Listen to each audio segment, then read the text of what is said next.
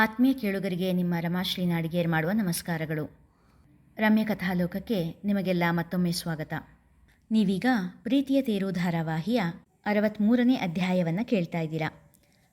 ಕಥೆ ಪ್ರಾರಂಭ ಮಾಡೋದಕ್ಕೂ ಮೊದಲು ಯಾರ್ಯಾರು ಇನ್ನೂ ಚಾನಲ್ನ ಸಬ್ಸ್ಕ್ರೈಬ್ ಮಾಡ್ಕೊಂಡಿಲ್ಲ ಅವರೆಲ್ಲ ದಯವಿಟ್ಟು ಚಾನಲ್ನ ಸಬ್ಸ್ಕ್ರೈಬ್ ಮಾಡ್ಕೊಳ್ಳಿ, ಕಥೆಯನ್ನು ಲೈಕ್ ಮಾಡಿ, ಶೇರ್ ಮಾಡಿ, ಕಾಮೆಂಟ್ ಮಾಡಿ ಪ್ರೋತ್ಸಾಹಿಸಿ.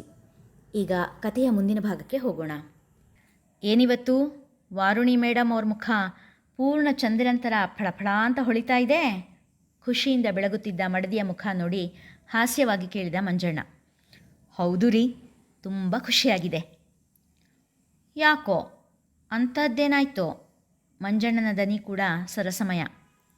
ತೋಟದಲ್ಲಿ ಬೆಳೆದಿದ್ದ ಹರಿವೆ ಸೊಪ್ಪನ್ನು ಕೊಯ್ಯುತ್ತಾ ತನ್ನ ಬುಟ್ಟಿ ತುಂಬಿಸುತ್ತಿದ್ದ ವಾರುಣಿ ಆ ಕೆಲಸವನ್ನು ನಿಲ್ಲಿಸಿ ಬೆನ್ನು ನೇರ ಮಾಡಿ ನಿಂತಳು. ನಿನ್ನೆ ನಾನು, ಲೀಲಾ, ಅದಿತಿ, ಆದ್ಯ ಎಲ್ಲ ಮದುವೆ ಮನೆಗೆ ಬೇಕಾದ ಸಾಮಾನು ತರಕ್ಕೆ ಹೋಗಿದ್ವಲ್ಲ, ಹೂಗುಟ್ಟಿದರು ಮಂಜಣ್ಣ. ಆವಾಗ ಅದಿತಿ ನಡವಳಿಕೆ ನೋಡಿ ಭಾರಿ ಖುಷಿಯಾಯಿತು. ವಾರುಣಿಯ ಮನದಲ್ಲಿನ ಸಂತಸ ದನಿಯಲ್ಲೂ ಇಣುಕುತ್ತಿತ್ತು. ಓಹೋ, ಹೌದೇನೋ? ಅಂಥದ್ದೇನು ಮಾಡಿದ್ಲು ಆ ಹುಡುಗಿ? ಕುತೂಹಲದಿಂದ ಕೇಳಿದರು ಮಂಜಣ್ಣ. ಸೊಪ್ಪಿನ ಬುಟ್ಟಿಯನ್ನು ಪಕ್ಕದಲ್ಲಿಟ್ಟುಕೊಂಡು ಅಲ್ಲೇ ಒಂದು ಮರದ ಬುಡದಲ್ಲಿ ಕುಳಿತಳು ವಾರುಣಿ. ಮಂಜಣ್ಣ ಕೂಡ ಪಕ್ಕದಲ್ಲೇ ಕುಳಿತರು. ಮೊನ್ನೆ ವಾರಿಜ ಅಕ್ಕ ಅದಿತಿಗೆ ಉಪದೇಶ ಮಾಡಿದ್ದು ಹೇಳಿದ್ನಲ್ಲ ನಿಮಗೆ, ಅದನ್ನು ಕೇಳಿ ಅದಿತಿ ಎಲ್ಲದನ್ನು ಪಾಲಿಸ್ಬಿಡ್ತಾಳೋ ಅಂದ್ಕೊಂಡಿದ್ದೆ. ಆದರೆ ನಮ್ಮ ಅದಿತಿ ಬಂಗಾರ ಕಣ್ರಿ. ಅನನ್ಯ ಮದುವೆ ಶಾಸ್ತ್ರಗಳಿಗೆ ಏನೇನು ಬೇಕೋ ಎಲ್ಲನೂ ನನ್ನನ್ನು, ಲೀಲಾನ ಕೇಳಿ ಕೇಳಿ ಒಂದೂ ಬಿಡದೇ ಇರೋ ಹಾಗೆ ತಗೊಂಡ್ಳು. ಎಲ್ಲ ಒಳ್ಳೆ ಕ್ವಾಲಿಟಿದನ್ನೇ ಅರಸಿ ತಗೊಂಡ್ಳು. ದುಡ್ಡಿನ ಬಗ್ಗೆ ಒಂಚೂರೂ ಕಿರಿಕಿರಿ ಮಾಡಿದೆ, ಮತ್ತು ತೀರಾ ಪೋಲು ಕೂಡ ಮಾಡಿದೆ. ಒಬ್ಬ ಜವಾಬ್ದಾರಿ ಇರೋ ಗೃಹಿಣಿ ರೀತಿ ಒಂದೊಳ್ಳೆ ಅತ್ತಿಗೆ ಆಗಿ ನಾದಿನಿ ಮದುವೆಗೆ ಖುಷಿಯಾಗಿ ಖರ್ಚು ಮಾಡಿದ್ಲು. ಮತ್ತು ಆ ಹಣ ಎಲ್ಲ ಅವಳು ತನ್ನ ಅಕೌಂಟಿಂದನೇ ಕೊಟ್ಟಳು. ನಾನು ಕೇಳೇ ಬಿಟ್ಟೆ ಅದ್ರ ಬಗ್ಗೆ. ಅದಕ್ಕೆ ನಾನು ಬೇರೆ, ಆದಿ ಬೇರೆನಾ? ನಂದೆಲ್ಲ ಅವ್ರದ್ದೆಲ್ಲ ನಂದು ಅನ್ನೋ ಅರ್ಥದಲ್ಲಿ ಮಾತಾಡಿದ್ಲು. ನನಗೆ ತುಂಬ ಖುಷಿಯಾಯಿತು ರೀ ಎಂದವಳ ಕಣ್ಣು ಸಂತಸದಿಂದ ತುಂಬಿ ಬಂದಿತ್ತು. ಅರೆರೆ, ಹೊಸ ವಿಷಯ, ಚಂದಿರಿನಲ್ಲಿ ನೀರುಕ್ತಾ ಇದೆ ಎಂದರು ಮಂಜಣ್ಣ. ಏನು ಹೇಳ್ತಾ ಇದ್ದೀರಾ? ಗೊಂದಲದಿಂದ ಕೇಳಿದಳು ವಾರುಣಿ.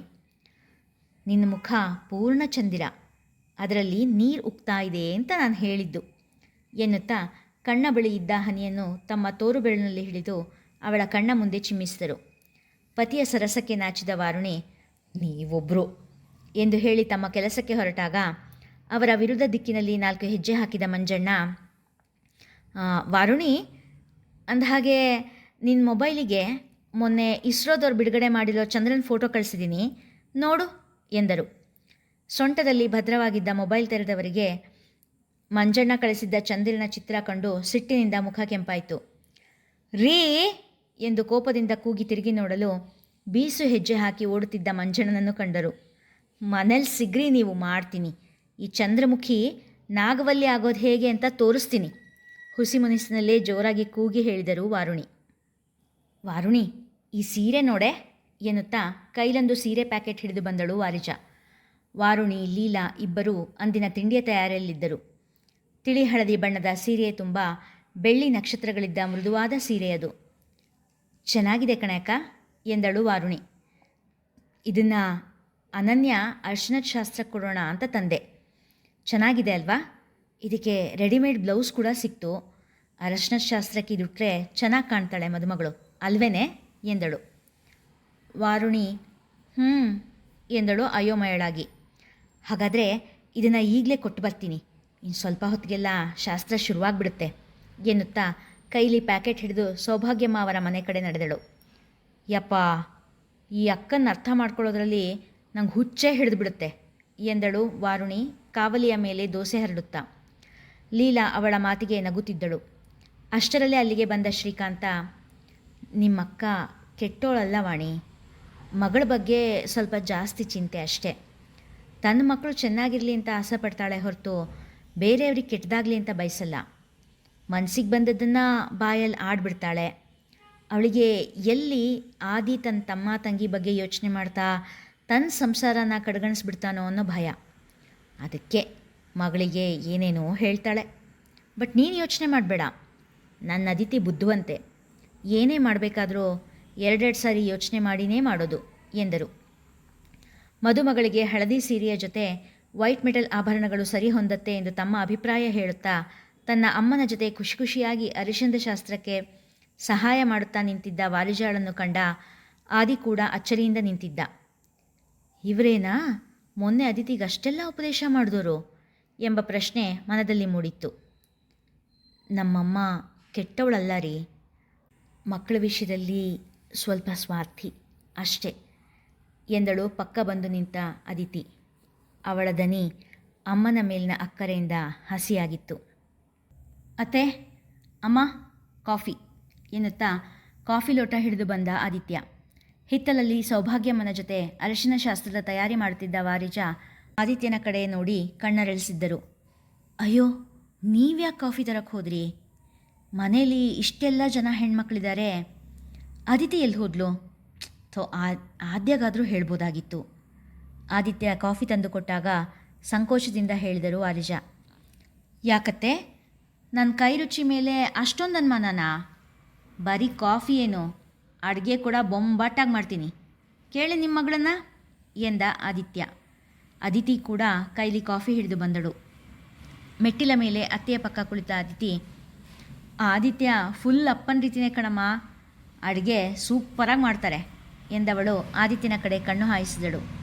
ಅವಳ ಕಡೆಯೇ ನೋಡುತ್ತಿದ್ದವ ಒಂದು ಕಣ್ಣು ಮುಚ್ಚಿ ತೆರೆದಿದ್ದ. ಅವನ ತುಂಟಾಟಕ್ಕೆ ನಾಚಿ ಏನೋ ಕೆಲಸದ ನೆಪ ಮಾಡಿ ಅಲ್ಲಿಂದ ಎದ್ದು ಹೋದಳು ಅದಿತಿ. ಆದಿತ್ಯ ಕೂಡ ಕೆಲಸದ ನೆಪ ಹೂಡಿ ಅಲ್ಲಿಂದ ಜಾರಿಕೊಂಡಿದ್ದ. ಮಕ್ಕಳಿಬ್ಬರು ಚೆನ್ನಾಗಿ ಹೊಂದ್ಕೊಂಡಿದ್ದಾರೆ ಅಲ್ವಾ ಸೌಭಾಗ್ಯಮ್ಮ? ಮಗಳು ಆ ಮನೆಯಲ್ಲಿ ಖುಷಿಯಾಗಿರುವುದನ್ನು ಕಂಡು ನೆಮ್ಮದಿಯಿಂದ ನುಡಿದರು ವಾರಿಜ. ನೀವೇನು ಯೋಚನೆ ಮಾಡಬೇಡಿ ವಾರಿಜ, ಹೆಣ್ಣು ಹೆತ್ತೋರಿಗೆ ಇರೋ ಆತಂಕ ಏನು ಅನ್ನೋದು ನನಗೆ ಗೊತ್ತಿದೆ. ಆದಿತ್ಯ ಅದಿತಿನ ತುಂಬ ಪ್ರೀತಿ ಮಾಡ್ತಾನೆ, ಹಾಗೆ ಅದಿತಿ ಕೂಡ. ಇನ್ನೂ ನಮ್ಮನೆಗಂತೂ ಅದಿತಿ ಭಾಗ್ಯಲಕ್ಷ್ಮಿನೇ. ಅನನ್ಯಾಗೆ ಅಮ್ಮ, ಅಕ್ಕ, ಅತ್ತಿಗೆ ಎಲ್ಲ ಆಗಿದ್ದಾಳೆ. ನಿಜವಾಗ್ಲೂ ಬಂಗಾರದಂಥ ಹುಡುಗಿ. ಮತ್ತು ಆ ಶ್ರೇಯಸ್ಸೆಲ್ಲ ನಿಮಗೆ ಸೇರಬೇಕು ನೋಡಿ. ಎಷ್ಟು ಒಳ್ಳೆ ಸಂಸ್ಕಾರ ಕೊಟ್ಟು ಬೆಳೆಸಿದ್ದೀರಾ ಎಂದರು ಸೌಭಾಗ್ಯಮ್ಮ. ವಾರಿಜಾಳಿಗೆ ಮಗಳ ಬಗ್ಗೆ ಹೆಮ್ಮೆ. ಸೌಭಾಗ್ಯ ಮಾತು ಮುಂದುವರಿಸುತ್ತಾ, ನನಗೆ ಮೊದಲು ತುಂಬ ಭಯ ಇತ್ತು ವಾರಿಜ. ಆದಿನ ಮದುವೆ ಆಗ್ಬರೋ ಹುಡುಗಿ ಎಲ್ಲಿ ನಮ್ಮನ್ನು ಆದಿಯಿಂದ ದೂರ ಮಾಡಿಬಿಡ್ತಾಳೋ ಅಂತ. ಆದಿ ನನ್ನ ಮಗ ಅಂತ ಗೊತ್ತಾದರೆ ಅದೇ ಕಾರಣ ಇಟ್ಕೊಂಡು ಬೇರೆ ಸಂಸಾರ ಮಾಡಿಬಿಟ್ರೆ ಅನ್ನೋ ಭಯ ಇತ್ತು. ನಮಗಿರೋ ಆದಾಯದಲ್ಲಿ ಅನನ್ಯನ ಮದುವೆ ಮಾಡೋದಾಗಲಿ ಅಭಯನ್ನ ಓದಿಸೋದಾಗಲಿ ಕಷ್ಟ ಏನಲ್ಲ. ಆದರೆ ಆದಿ ನಮ್ಮೆಲ್ಲರ ಶಕ್ತಿ. ಮನೆಗೆ ಸೊಸೆಯಾಗಿ ಬಂದೋಳು ಎಲ್ಲಿ ಆ ಶಕ್ತಿನ ನಮ್ಮಿಂದ ದೂರ ಮಾಡಿಬಿಡ್ತಾಳೋ ಅನ್ನೋ ಭಯ ನಮಗೆಲ್ಲ ಇತ್ತು. ಆದರೆ ಅದಿತಿ ಬಂದಮೇಲೆ ಭಯ ಇಲ್ಲ ಎಂದವರ ಕಣ್ಣ ಅಂಚು ಹಸಿಯಾಗಿತ್ತು. ವಾರಿಜ ಅವರಿಗೆ ಸೌಭಾಗ್ಯಮ್ಮ ಹೇಳಿದ ಮಾತು ಕೇಳಿ ತುಸು ನಾಚಿಕೆಯಾಗಿತ್ತು. ಪದೇ ಪದೇ ಶ್ರೀಕಾಂತ್ ಅವರು ಹೇಳುತ್ತಿದ್ದ ಮಾತು ನೆನಪಾಗಿತ್ತು.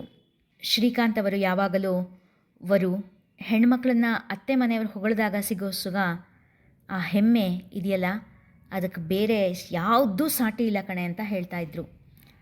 ಹೌದು ಶ್ರೀ, ನೀವು ಹೇಳಿದ ನಿಜ ಎಂದುಕೊಂಡರು ಮನದಲ್ಲಿ. ಸಿದ್ದು, ನಾಳೆ ಅಮ್ಮನ ಮನೆಗೆ ಹೋಗಿ ಬರೋಣವಾ? ಮುಸ್ಸಂಜೆಯಲ್ಲಿ ತೋಟದ ಹಾದಿಯಲ್ಲಿ ಗಂಡನ ಕೈ ಹಿಡಿದು ವಾಕ್ ಮಾಡುತ್ತಾ ಇದ್ದವಳಿಗೆ ಏಕೋ ತವರಿನ ನೆನಪಾಗಿತ್ತು. ಅದೇನು, ಅಮ್ಮ ಅವರಿಗೆ ಗಂಡನ ತೋಳಲ್ಲಿದ್ದರೂ ಅಮ್ಮನ ಮನೆ ನೆನಪು? ಗಂಡನ ಪ್ರೀತಿ ಸಾಕಾಗ್ತಾ ಇಲ್ವಾ ಎಂದು ಕೇಳುತ್ತಾ ಅವಳ ಮೂಗು ಹಿಂಡಿದ. ಅಯ್ಯೋ ಹಾಗಲ್ಲ, ಅದ್ಯಾಕೋ ಅಮ್ಮನ ನೋಡಬೇಕು ಅನಿಸ್ತಿದೆ, ಅದಕ್ಕೆ. ಮಾತು ನಿಲ್ಲಿಸಿದಾಗ ಸರಿ ಹೋಗೋಣ ಎಂದವನಿಗೆ ಪದೇ ಪದೇ ಅಲ್ಲಿಗೆ ಹೋಗುವುದು ಅಷ್ಟೇನೂ ಇಷ್ಟವಿಲ್ಲ. ರಾತ್ರಿ ಊಟವಾದ ನಂತರ ದಿನವೂ ಲತಾ ಅವರ ರೂಮಿನಲ್ಲಿ ಕುಳಿತು ಅಂದಿನ ದಿನದ ಆಗು ಹೋಗು ಎಲ್ಲ ಮಾತನಾಡುವುದು ಮೊದಲಿನಿಂದಲೂ ಅಮ್ಮ ಮಗನ ಅಭ್ಯಾಸ. ಮಗನ ಮದುವೆಯಾದ ಮೇಲೂ ಆ ಅಭ್ಯಾಸ ತಪ್ಪಿಸಿಲ್ಲದ ಮಗನ ಬಗ್ಗೆ ಲತಾ ಅವರಿಗೆ ತುಸು ಹೆಮ್ಮೆಯೇ. ಅಮ್ಮ, ಇವತ್ತು ತೋಟದಲ್ಲಿ ಸೀಬೆಕಾಯಿ ಸೌತೆಕಾಯಿ ಎರಡೂ ಕಿತ್ತಿಸಿ ಲೋಡ್ ಮಾಡಿ ಸಿಟಿಗೆ ಕಳಿಸಿದ್ದೀನಿ. ಅಮೌಂಟ್ ಅಕೌಂಟಿಗೆ ಬಂದಿದೆ. ತೋಟದಲ್ಲಿ ಆಗಿದ್ದು, ಹೊಲದಲ್ಲಿ ನಡೆದಿದ್ದು, ರೈತರ ಜೊತೆಗಿನ ಮಾತು, ಆಳುಗಳಿಗೆ ಕೊಟ್ಟಿರೋ ಸೂಚನೆ ಎಲ್ಲದರ ಬಗ್ಗೆಯೂ ಇಬ್ಬರೂ ಮಾತನಾಡಿದರು. ಸಿದ್ದು, ಆ ಹೆಣ್ಮಕ್ಳ ಆಶ್ರಮಕ್ಕೆ ಕೆಲವು ಸಾಮಾನು ಸರಂಜಾಮನು ಬೇಕಾಗಿದೆ ಅಂತ ಹೇಳ್ತಾ ಇದ್ರು. ಮೊದಲಿದ್ದ ಮ್ಯಾನೇಜರ್ ಈಗಿಲ್ಲ. ಹೊಸಬ್ರ ಮೇಲೆ ಪೂರ್ತಿ ಜವಾಬ್ದಾರಿ ಬಿಡೋದು ಸರಿಯಲ್ಲ. ನಾಳೆ ನೀನು ಸ್ವಲ್ಪ ಅವ್ರ ಜೊತೆ ಹೋಗಿ ಏನೇನು ಬೇಕೋ ಎಲ್ಲ ಬಂದುಬಿಡು ಎಂದರು ಲತಾ. ಅಮ್ಮ, ಅದು ನಾಳೆನೇ ಹೋಗಬೇಕಾ ಎಂದು ಹಿಂಜರಿಕೆಯಲ್ಲಿ ಕೇಳಿದ ಸಿದ್ದು. ಹೂನಪ್ಪ, ಹೋಗಿ ಬಂದುಬಿಡು. ಅವರಿಗೆ ಅವಶ್ಯಕತೆ ಇದ್ದಾಗ ಹೋಗದೇ ಇದ್ದರೆ ತಪ್ಪಾಗುತ್ತೆ. ನಾನೇ ಹೋಗ್ತಿದ್ದೆ, ಆದರೆ ನಾಳೆ ನಾನು ವೃದ್ಧಾಶ್ರಮದ ಹತ್ರ ಹೋಗಬೇಕು. ಅಲ್ಲಿಗೆ ಡಾಕ್ಟ್ರು ಬರ್ತಾರೆ. ಶಾರದಮ್ಮಂಗೆ ಯಾಕೋ ಮಂಡಿ ನೋವು ತುಂಬ ಜಾಸ್ತಿ ಆಗಿದೆಯಂತೆ. ಅದಕ್ಕೆ ಅವ್ರ ಮಂಡಿ ಚಿಪ್ಪಿನ ಆಪ್ರೇಷನ್ ಆಗಬೇಕು ಅಂತ ಹೇಳಿದ್ದಾರೆ. ಅದ್ರ ಬಗ್ಗೆ ಡಾಕ್ಟ್ರ್ ಹತ್ರ ಮಾತಾಡಬೇಕು ಎಂದರು ಲತಾ. ಓ, ಶಾರದಮ್ಮಂಗೆ ಆಪ್ರೇಷನ್ ಮಾಡಿಸ್ತಾ ಇದ್ದೀರಾ? ಒಳ್ಳೆಯದಾಯಿತು. ಪಾಪ ಸರಿ ಹೋದಾಗ ತುಂಬ ಬಾಧೆ ಪಡ್ತಾಯಿದ್ರು ಎಂದ ಸಿದ್ದು ಕಳೆದ ಬಾರಿ ಅವರ ಭೇಟಿ ನೆನೆಸಿಕೊಂಡು. ಹ್ಞೂ ಕಣಪ್ಪ, ಅದೇ ಅವರ ಆಧಾರ್ ಕಾರ್ಡ್ ಜೊತೆ ಒಂದು ಅರ್ಜಿ ತೊಗೊಂಡು ಹೋಗಿ ಸರ್ಕಾರದಿಂದ ಏನಾದರೂ ಸಹಾಯ ಸಿಗ್ಬೋದಾ ಅಂತ ವಿಚಾರಿಸ್ತೀನಿ ಅಂತ ಮ್ಯಾನೇಜರ್ ಹೇಳಿದ್ರು. ನೋಡೋಣ ಏನಾಗುತ್ತೆ ಅಂತ ಎಂದರು ಲತಾ.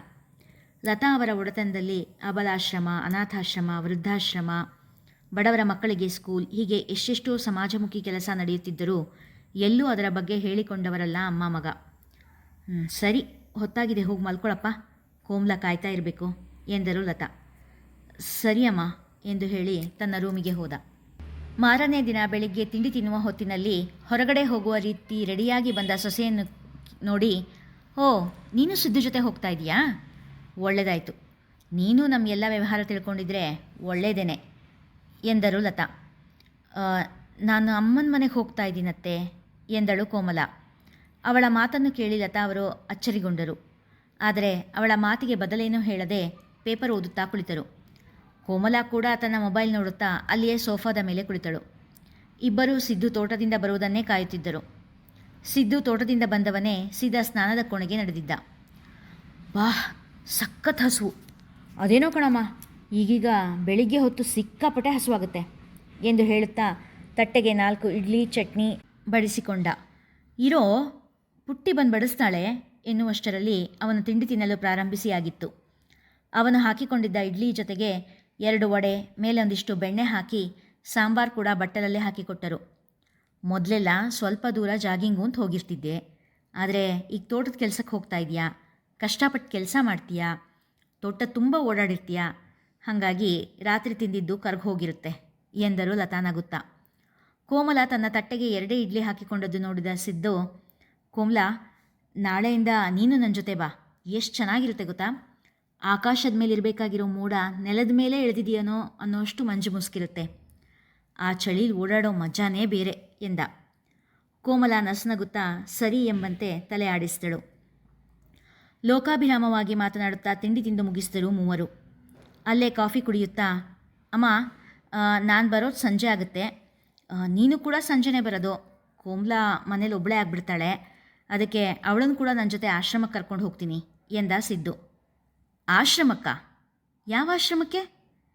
ಅಮ್ಮನ ಮನೆಗೆ ಹೋಗೋಣ ಅಂತ ಹೇಳಿದ್ದೆ ಅಲ್ವಾ ನಿನ್ನೆ ಎಂದಳು ಕೋಮಲ ಅಚ್ಚರಿಯಿಂದ. ಹೇಳಿದ್ದೆ, ಆದರೆ ಇವತ್ತು ಆಶ್ರಮದಲ್ಲಿ ಸ್ವಲ್ಪ ಕೆಲಸ ಇದೆ. ನೀನು ನಮ್ಮ ಆಶ್ರಮ ನೋಡಿಲ್ಲ ಅಲ್ವಾ, ನನ್ನ ಜೊತೆ ಬಾ, ಹೋಗಿ ಬರೋಣ ಎಂದ ಸ್ವಾಭಾವಿಕವಾಗಿ. ಕೋಮಲಳಿಗೆ ರೇಗು ಹತ್ತಿತು. ನೆನ್ನೆ ನಾ ಹೇಳ್ದಾಗಿ ಕೆಲಸ ನೆನಪಿರ್ಲಿಲ್ವಾ? ಆವಾಗ ಯಾಕೆ ಹೂ ಅಂದಿದ್ರಿ? ಪಾಟೆ ಸವಾಲಿಗೆ ನಿಂತಂತೆ ಇತ್ತು ಅವಳ ಮಾತು. ಆವಾಗ ಗೊತ್ತಿರಲಿಲ್ಲ, ಅದಕ್ಕೆ ಹೋಗೋಣ ಅಂದೆ. ರಾತ್ರಿ ಅಮ್ಮ ಹೇಳಿದ್ರು ಆಶ್ರಮದಲ್ಲಿ ಕೆಲಸ ಇದೆ ಅಂತ. ಸಿದ್ದು ಮಾತನಾಡುತ್ತಿರುವಂತೆಯೇ, ಓ, ಅತ್ತೆ ಹೇಳಿದ್ದಾ? ಯಾಕತ್ತೆ, ನಾನು ನನ್ನ ಅಮ್ಮನ ಮನೆಗೆ ಹೋಗಬಾರ್ದಾ? ನೇರವಾಗಿ ಲತಾ ಅವರ ಬಳಿಯೇ ಕೇಳಿದಳು. ಅವಳ ಏರಿದ ಧ್ವನಿ ಕೇಳಿ ಸಿದ್ದು ಹಾಗೂ ಲತಾ ಇಬ್ಬರೂ ಅಚ್ಚರಿಯಿಂದ ಕೋಮಲಳ ಕಡೆ ನೋಡಿದರು. ಇಲ್ಲಿಗೆ ಇಂದಿನ ಸಂಚಿಕೆ ಮುಗಿಯಿತು. ಮುಂದಿನ ಕಥೆ ಮುಂದಿನ ಸಂಚಿಕೆಯಲ್ಲಿ. ಸಂಚಿಕೆ ಇಷ್ಟವಾಗಿದ್ದರೆ ಕಥೆಯನ್ನು ಹೆಚ್ಚು ಜನರಿಗೆ ಶೇರ್ ಮಾಡಿ, ಲೈಕ್ ಮಾಡಿ, ಹಾಗೆ ಕಮೆಂಟ್ ಸೆಕ್ಷನಲ್ಲಿ ನಿಮ್ಮ ಅಭಿಪ್ರಾಯ ತಿಳಿಸಿ ಪ್ರೋತ್ಸಾಹಿಸಿ. ಧನ್ಯವಾದಗಳು.